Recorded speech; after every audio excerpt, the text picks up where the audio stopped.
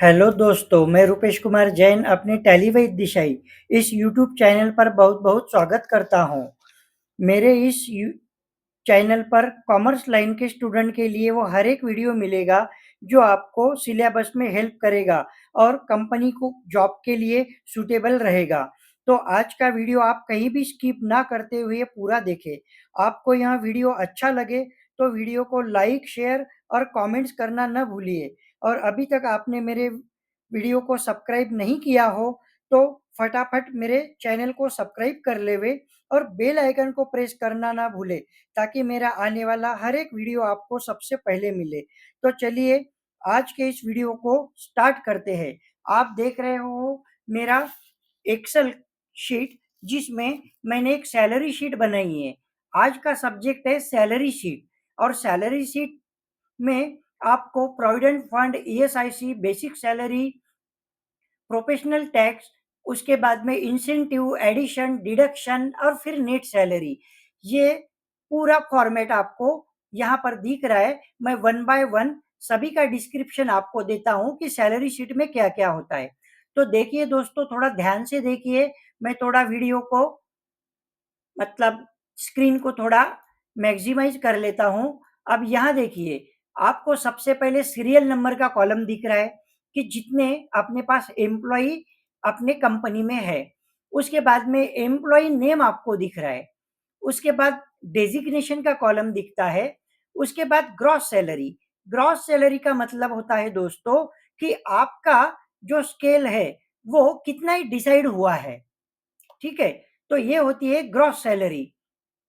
उसके बाद में डेज, अगर अप्रैल मंथ चल रहा है, ये अप्रैल मंथ की सैलरी है, 30 डेज का अप्रैल मंथ होता है, तो उसमें आपका वर्किंग डेज कितना है, तो वो कॉलम हो गया। उसके बाद वर्किंग डेज के हिसाब से सैलरी कैलकुलेट होती है। यहाँ मैं आपको फॉर्मूला भी बता दूंगा। उसके बाद होता है बेसिक सैलरी। तो बेसिक सैलरी का रूल कैसे है दोस्तों कि जो आपकी डेज निकलने के बाद में जो एक्चुअल सैलरी आ रही है तो उस पर बेसिक सैलरी निकलती है। मैंने यहाँ पर बेसिक सैलरी 60% ली है। बेसिक सैलरी कितनी होनी चाहिए, ये कंपनी का अपना अपना रूल है। तो बेसिक सैलरी कोई 50% बेसिक सैलरी देती है कंपनी, कोई 52 देती है, 55 देती है और 60 भी देती है। जितना परसेंट आप बेसिक सैलरी ज्यादा लोगे उतना पीएफ आपको ज्यादा मिलेगा और उतना ही पेमेंट आपको अकाउंट में कम आएगा। लेकिन इसका फायदा पीएफ में होता है। बेसिक सैलरी ज्यादा होगी तो पीएफ भी ज्यादा कट होगा। उसके बाद में कॉलम आता है प्रोविडेंट फंड। प्रोविडेंट फंड 12% ही होता है दोस्तों और वो बेसिक सैलरी पर निकलता है। जितनी बेसिक सैलरी आपकी रहेगी, अमाउंट जितना निकलेगा बेसिक सैलरी का, उसके ऊपर 12% से प्रोविडेंट फंड कैलकुलेट होके अमाउंट आता है। उसके बाद में ईएसआईसी। ईएसआईसी 1.75% एम्प्लॉय भरता है, तो 4.75% एम्प्लॉयर भरता है। ठीक है, पीएफ क्या है, ईएसआईसी क्या है, इसके ऊपर भी मेरा एक अपकमिंग वीडियो रहेगा। वैसे मैं थोड़ा डिटेल्स आपको बता ही दूंगा। पहले अपन कॉलम देख लेते हैं। उसके बाद पीटी। पीटी का फुल फॉर्म होता है प्रोफेशनल टैक्स। तो यह कटता है, तो इसका भी मैं एक चार्ट बनाया है नीचे। मैं जब चार्ट पर आऊंगा तब आपको दिखा दूंगा। उसके बाद में होता है दोस्तों इंसेंटिव। इंसेंटिव का मतलब होता है प्रोत्साहन पर बख्शिश। अगर आपने समय से ज्यादा आपने काम किया है तो आपको ओनर इंसेंटिव भी देते हैं। उसके बाद में एडिशन। एडिशन का मतलब क्या है कि अगर इस महीने में आपको कुछ एडवांस लगता है तो वो सैलरी के साथ ही ऐड होगा।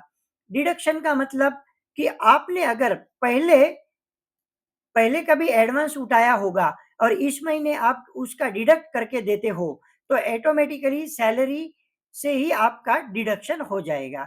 उसके बाद में नेट सैलरी।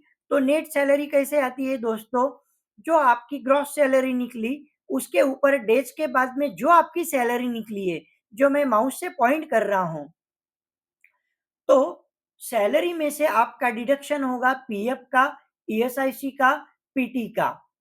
इंसेंटिव ऐड होगा, ऐड कॉलम ऐड होगा और डिडक्शन कॉलम लेस होगा। और उसके बाद ही आपकी सैलरी बनेगी, जो आपके यहाँ पे बैंक अकाउंट में जा रही है। लास्ट में मैंने बैंक अकाउंट के नंबर दिए हैं। ओके, तो ये हो गया कितने कॉलम होते हैं सैलरी शीट में। अब दोस्तों देखते हैं, नेम ऑफ एम्प्लॉय में मैंने तारक मेहता की टीम लिया है, जिसमें जेठालाल जेठालाल गड़ा है, यहाँ पे जी चाहिए। जेठालाल गड़ा है जो डेजिग्नेशन मैनेजर है। उसके बाद में नंबर आता है बबीता अय्यर, जो असिस्टेंट मैनेजर है, जिनकी यहाँ पे सैलरी ली गई है। उसके बाद में अपने पास जर्नलिस्ट है पोपटलाल, उनकी सैलरी दी है। उसके बाद अपने पास ऑथर है जो तारक मेहता है। उसके बाद में माधुरी भिड़े है जो सेल्स एग्जीक्यूटिव है। उसके बाद में आत्माराम भिड़े है जो टीचर है। रोशन सोढ़ी है जो ड्राइवर है।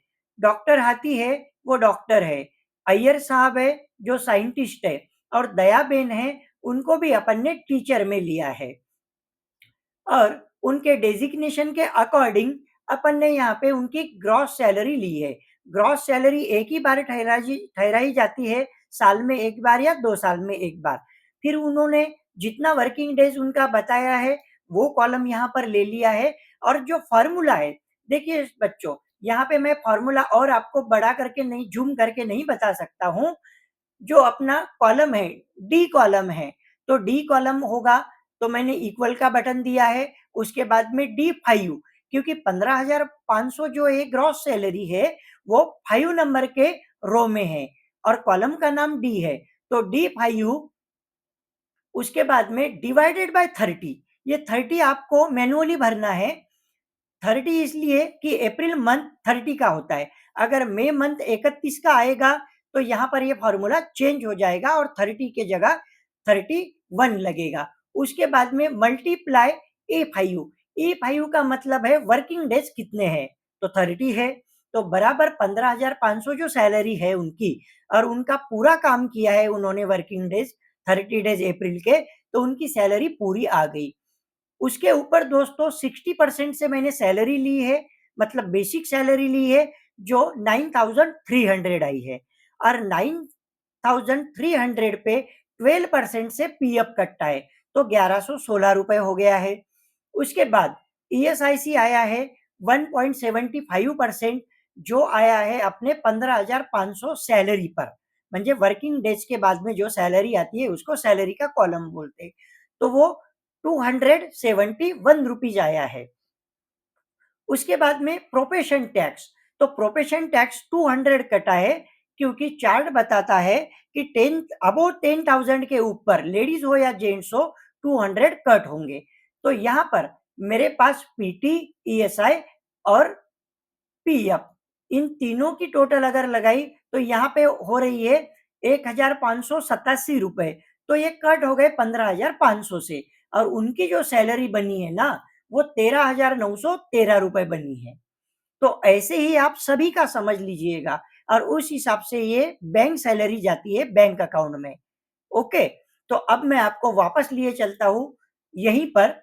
देखो, बेसिक सैलरी 60% चलेगी, ये कोई रूल नहीं है कि 60% ही बेसिक सैलरी होगी। मैंने पहले भी बताया कि 50%, 52%, 55%, 60% कितनी भी बेसिक सैलरी होती है, लेकिन पीएफ आपका 12% ही कटेगा, ये रूल्स ही है कंपनी का। ओके, ये बात आप ध्यान में लीजिएगा। अब पीएफ, पीएफ का मतलब होता है प्रोविडेंट फंड। इसको हिंदी या मराठी में बोलते हैं भविष्य निर्वाह निधि।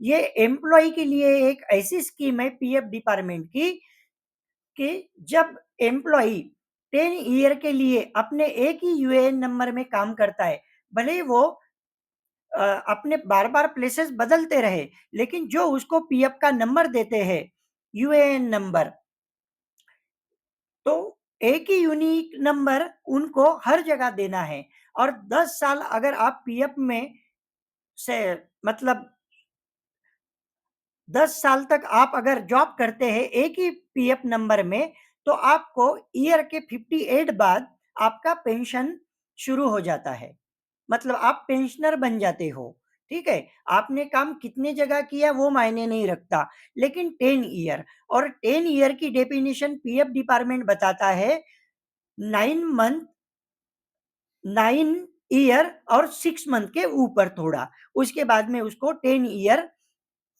होल्ड किया जाएगा। उसके बाद है ईएसआईसी।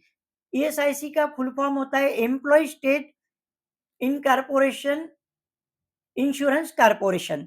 तो ये होता है एक हॉस्पिटैलिटी के लिए, क्योंकि जब एम्प्लॉय कहीं काम करता है, और ईएसआईसी कहाँ लागू होता है कि जहाँ एम्प्लॉय के जान को कुछ खतरा हो सकता है। जैसे कोई कंपनी टूल्स बनाती है, बारूद बनाती है, बंदूक बनाती है, उसके बाद में पटाखे की फैक्ट्री होती है, कहीं बॉयलर का काम होता है। तो ऐसी जगह क्या होता है कि एम्प्लॉई के जान को कुछ न कुछ खतरा हो सकता है। तो ऐसी जगह ईएसआईसी का रजिस्ट्रेशन तुरंत हो जाता है। जब कंपनी जब इस्टेब्लिश होती है तो तुरंत ईएसआईसी होता है। जहाँ ईएसआईसी होता है वहाँ पीएफ होता ही है, लेकिन जहाँ पीएफ होता है वहाँ जरूरी नहीं कि ईएसआईसी हो। जैसे स्कूल कॉलेज हो तो वहाँ पर आपको पीएफ कट करते हुए दिखेगा, लेकिन वहाँ ईएसआईसी नहीं होता है। उसके बाद में पीटी। पीटी मतलब प्रोफेशन टैक्स। इसको मराठी में व्यवसाय कर बोलते हैं। ये इसका चार्ट है। यहाँ पर मैं आपको ये चार्ट दिखा रहा हूँ। चार्ट को भी मैं थोड़ा ज़ूम करके दिखा देता हूँ। देखिए, प्रोफेशन टैक्स का चार्ट क्या कहता है कि जेंट्स है और उसकी सैलरी मंथली अगर 7,500 रुपए है, तो उसका पीटी नील, उसका पीटी में 1 रुपया भी नहीं कटेगा, वो नील होगा। लेकिन जेंट्स है और उसकी सैलरी, सैलरी मतलब ग्रॉस सैलरी नहीं, वर्किंग डेज के बाद निकलने वाली सैलरी, अगर 7,501 रुपए से भी ज़्यादा है और वह 10,000 तक है, तो उनको मंथली 175 रुपए सैलरी में से कट करके देना है। इसके लिए एम्प्लॉय कहीं भी ना बोल नहीं सकता। अगर एम्प्लॉय 2 या 3 जगहों पर काम कर रहा है और वहाँ से वो 10,000 के ऊपर सैलरी ले रहा है, तो वो किसी भी एक ही जगह अपना प्रोफेशन टैक्स कट करके देगा। बार-बार उसका हर जगह पीटी कट नहीं होगा। जहाँ वो पीटी कट करके दे रहा है, तो बाकी जगह उसको बताना पड़ेगा कि भाई मैं तो बाकी जगहों कोई बोलेगा कि पीटी कट होगा, तो वो जहाँ पीटी कट करके दे रहा है वहाँ का उसको प्रूफ देना होगा। तो वो 175 रुपए कट करके देगा। अब अबोव 10,000 जिसकी सैलरी है, फिर वो जेंट्स हो या लेडी हो, उनका 200 रुपीज कट होता है। इसका मतलब ये क्लियर है कि लेडीज के लिए 175 रुपए का पीटी का कोई आंकड़ा है ही नहीं। उनको तो 200 रुपए ही कट करके देना है, और वह भी उनकी सैलरी 10,001 रुपए से ज्यादा हो तभी। और जो 200 रुपए कट करके देता है, उनके लिए भी प्रोफेशन टैक्स डिपार्टमेंट का एक रूल है कि वह 1 साल में 2,500 रुपए कट करके देंगे। तो 12 महीने में तो 200 रुपए से 2,400 ही हो गए। इसलिए आपको ध्यान रखना है कि फरवरी मंथ में आपको 300 रुपए कट करना है, और बाकी 11 महीने में तो आपने 2,200 रुपए कलेक्ट कर ही लिए, तो 2,200 और 300 फरवरी के, ऐसे 2,500 रुपए आपको उस एम्प्लॉय के जमा करना है। तो दोस्तों यहाँ पे देख लीजिए, अभी जो नेट सैलरी बनती है वह कहाँ पर जा रही है? वह उनके बैंक में जा रही है। और जो प्रोफेशन टैक्स 12% है, तो जितना एम्प्लॉयर ने कट करके दिया है, एम्प्लॉय ने कट करके दिया है, सैलरी के थ्रू डिडक्शन दिया है, उतना ही उतना ही पीएफ एम्प्लॉयर को भी भरना होता है। उसमें एडमिन चार्जेस, एसटीटी और भी कुछ चार्जेस है, वो सभी ऐड होकर जितना भी चालान बनता है, वह मंथली चालान बना के, मतलब अब तो ऑनलाइन भरा भरा जा सकता है।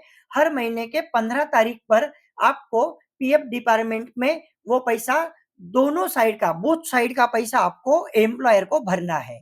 ओके। और इसकी हर महीने की 15 तारीख होती है।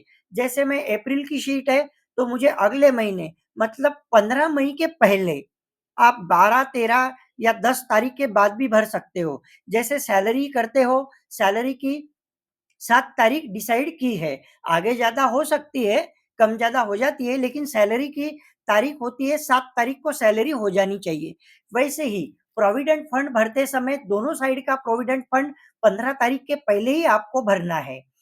ईएसआईसी का भी आपको 15 तारीख के पहले ही भरना है, और पीटी का भी आपको 15 तारीख के पहले ही जमा करवा देना है दोस्तों। अगर आप 14 को लेट भी भरते हो और अगर वो ऑनलाइन पैसा भी पीएफ डिपार्टमेंट को शो नहीं होता है, तो हो सकता है आपको इंटरेस्ट पेनल्टी भी 1 दिन 2 दिन की भरना पड़े। तो थोड़ा 2 या 3 दिन पहले ही भर देना चाहिए। अब दोस्तों आते हैं कि ये जो सैलरी शीट मैंने यहाँ बनाई है, तो एक्चुअली सैलरी शीट की जो एंट्री है, वो अपन सैलरी शीट की एंट्री टैली प्राइम में कैसे लेती है। दोस्तों, कोई भी वीडियो बनाने के लिए बहुत ज़्यादा मेहनत करनी पड़ती है, इसलिए मैं आपको बार-बार एक ही कन्विंस करूँगा कि आप मेरे वीडियो को लाइक, शेयर, कमेंट ज़रूर करिए, बेल आइकन को प्रेस करिए और यह वीडियो थोड़ा बड़ा हो सकता है, आपको ना समझे पहली बार में, तो इस वीडियो को आप दोबारा देख लीजिए। अभी मैं आपको लिए चलता हूँ कि टैली प्राइम में सैलरी शीट की एंट्री कैसे ली जाती है। तो वन बाय वन मैं सभी के लेजर ओपन करूँगा, सभी को मैं कॉस्ट सेंटर भी आपको लगा के दिखाऊँगा, ताकि मेरे को ज़्यादा लेजर ओपन करना ना पड़े और कॉस्ट सेंटर में मेरा काम हो जाए। टैली प्राइम ने आपको टैली ईआरपी हो या टैली प्राइम हो, सभी में कॉस्ट सेंटर लगाने की बहुत ही अच्छी फैसिलिटी है। इससे आपके लेजर बचते हैं और आपका डेटा भी बहुत ही थोड़े डेटा में भी काम हो जाता है। मतलब आपका डेटा नहीं बढ़ता है, बैकअप के लिए भी बहुत सूटेबल हो जाता है काम। तो आप ध्यान से देखिए कि मैं आपको अभी लिए चलता हूँ टैली प्राइम के स्क्रीन पर और वहाँ पर मैं आपको ये सभी कॉस्ट सेंटर लेजर ओपन करके दिखाऊँगा और फिर आपको एक प्रोविज़न भी लेके दिखाऊँगा और उसके बाद में मैं आपको मैं इसको जुलाई महीने की सैलरी कर देता हूँ, ताकि वो बराबर 31 तारीख भी मेरा कंप्यूटर ले लेगा और उसी हिसाब से क्या करेंगे, अपन उसका बाद में पेमेंट भी करेंगे। तो यहाँ पर मैंने क्या किया है, यहाँ पर मैंने जुलाई कर दिया है अभी।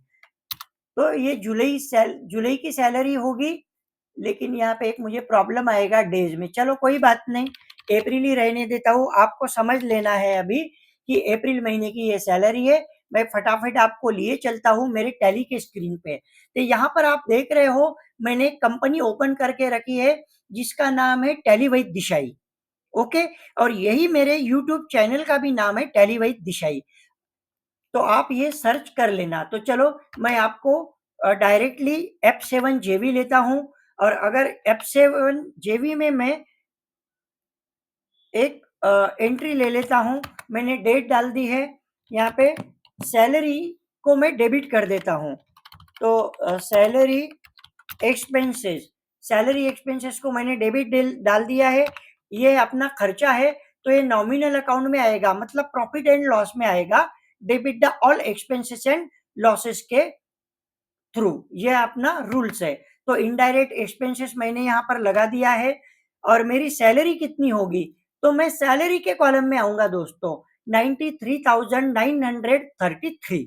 यह मेरी सैलरी का कॉलम है, आप यहाँ देख सकते हो। मैं इसको थोड़ा फ्रीज कर लेता हूँ ताकि आपको प्रॉब्लम ना आए। मैं व्यू में गया, यहाँ पे फ्रीज में गया और फ्रीज पेन। अब देखिए आपको दिख रहा है कि जो सैलरी का मेरा जो कॉलम है, एफ कॉलम, उसमें 93,933 यह मेरी सैलरी है। तो ये मैंने सैलरी डाल दी है। अब क्रेडिट करते समय आपको बच्चों क्या करना है कि सैलरी पेबल को क्रेडिट करना है। ये आप ध्यान रखिए। नाम क्या है, अकाउंट का नाम रहेगा सैलरी पेबल। पेबल का मतलब देना है, ना कि अभी तक दिया नहीं है। तो इसलिए मैं आपको समझ में है, इसलिए एक प्रोविजन ले लेता हूँ और प्रोविजन को अपन करंट लाइबिलिटीज या फिर प्रोविजन का भी ग्रुप दे सकते हैं। देखिए कॉस्ट सेंटर यहाँ पूछा है, मैं इसको यस कर देता हूँ। अब देखिए दोस्तों, सैलरी पेबल का मतलब होता है कि बैंक सैलरी। तो सैलरी पेबल में मुझे कितने डालना है यहाँ पर, देखिए जो मेरा बैंक कॉलम है ना, वो मुझे शो भी कर रहा है नेट सैलरी। ये नेट सैलरी का कॉलम है, ये शो कर रहा है 84,226। तो मैं यहाँ पर आ गया हूँ, मैंने सैलरी का भी चार्ट बना लिया है। सैलरी का चार्ट बनाने का एक बेनिफिट ऐसा है, भले ही आपके 1,500 एम्प्लॉय हो, ये इतना सा चार्ट आपको बता देगा कि आप सैलरी की बराबर कर रहे हो चार्ट में या नहीं कर रहे हो। तो मेरा ये कहना है दोस्तों कि आप सैलरी का चार्ट और प्रोफेशनल चार्ट, ये दोनों क्या करिए, आप इसको स्क्रीनशॉट ले लीजिए। मैं 2 सेकंड रुकता हूँ, जल्दी से स्क्रीनशॉट ले लीजिए। चलिए, मुझे आशा है कि आपने स्क्रीनशॉट ले लिया होगा। अब मैं बढ़ता हूँ एंट्री की तरफ। तो 84,226, तो मैं यहाँ डालता हूँ 84,226। अब जैसे ही मैं इसको एंटर करता हूँ तो देखिए वह पूछ रहा है कॉस्ट सेंटर में नेम देना है। तो मैं यहाँ पे अभी अकाउंट ओपन कर लेते हैं, मतलब कॉस्ट सेंटर वाले जेठालाल गढ़ा। जेठालाल गढ़ा का अकाउंट ओपन हो गया। उसकी सैलरी कितनी है तो मुझे यहाँ पर मालूम पड़ती है, सैलरी में जाइए। चलो यहाँ पे कितनी दिखती है, 13,913। ओके, उसके बाद में कौन है, असिस्टेंट बबीता अय्यर। यहाँ पर प्राइमरी में आप उनका ग्रुप भी ओपन कर सकते हो, मैनेजर, असिस्टेंट मैनेजर, टीचर। फिलहाल मैं यहाँ नहीं करता हूँ, अपना समय जाएगा क्योंकि वीडियो बड़ा होने वाला है। लेकिन होने दो दोस्तों, अपन मेहनत करेंगे तो ही आगे बढ़ेंगे। यहाँ पर सैलरी मुझे दिखती है 9,482 रुपीज।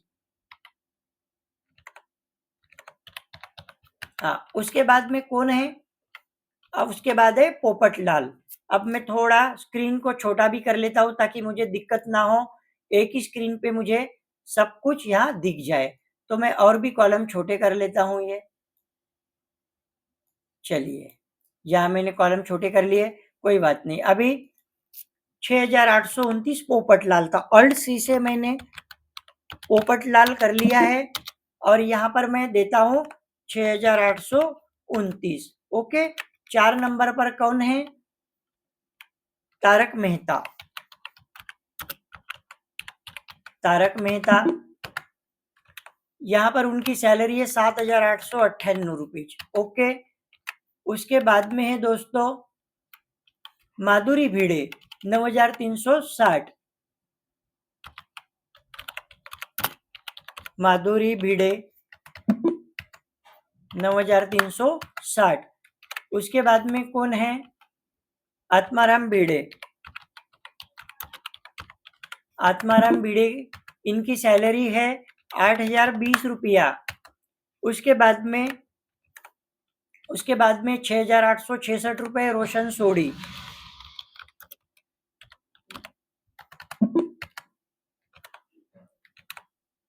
6,866।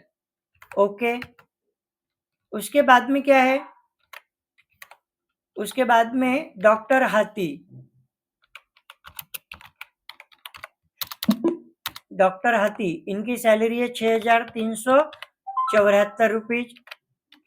और अय्यर साहब, अय्यर सर, जो कि साइंटिस्ट है, उनकी सैलरी है 7,564।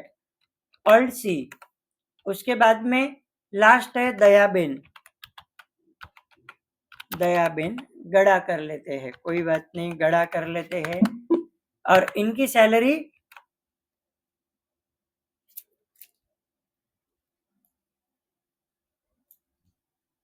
हाँ, इनकी सैलरी बराबर है, आ चुकी है।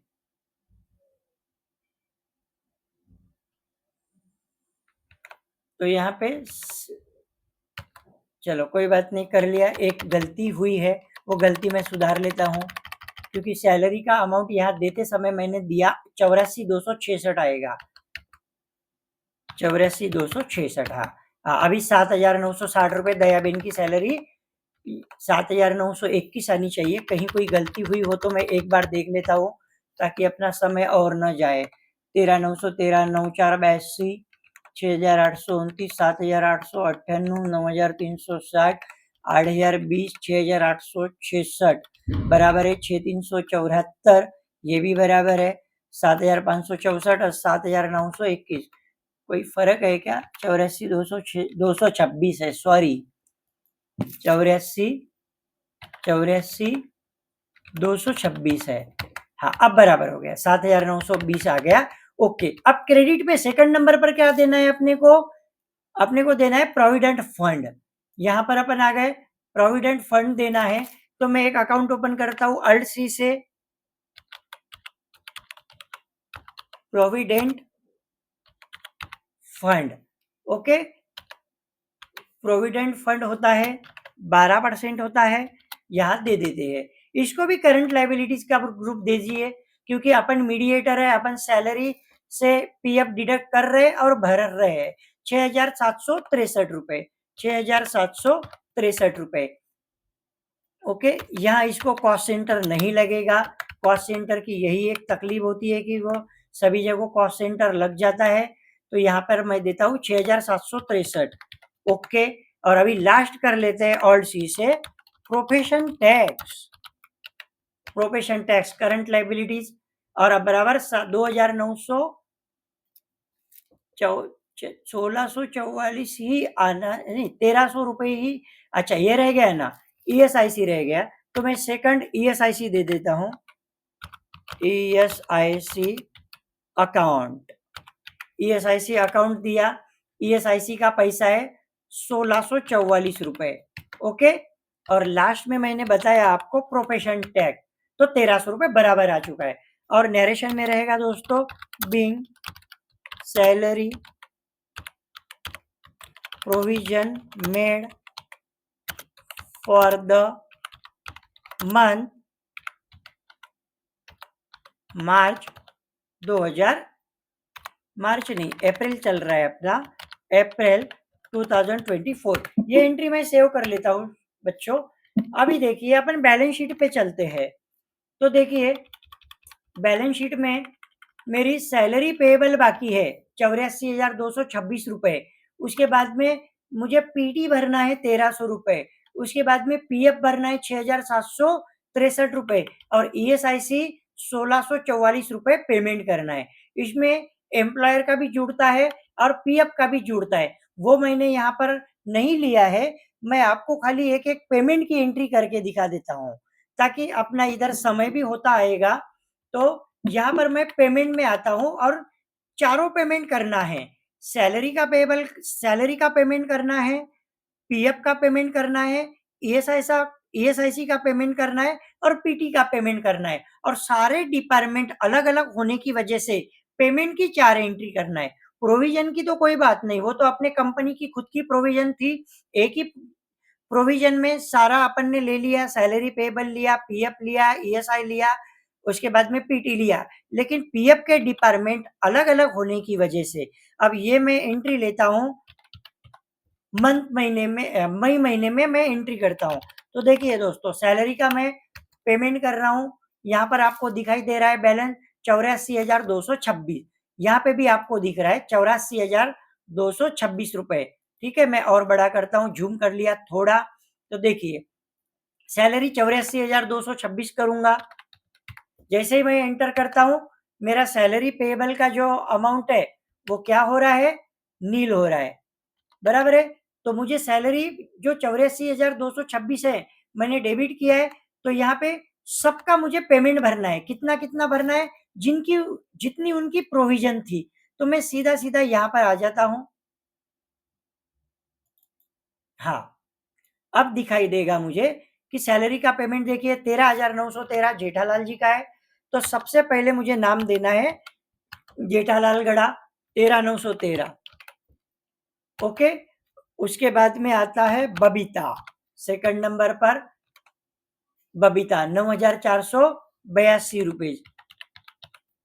ओके, उसके बाद में आता है पोपटलाल। पोपटलाल का अमाउंट है 6,829 रुपया। उसके बाद में कौन आया, ऑथर।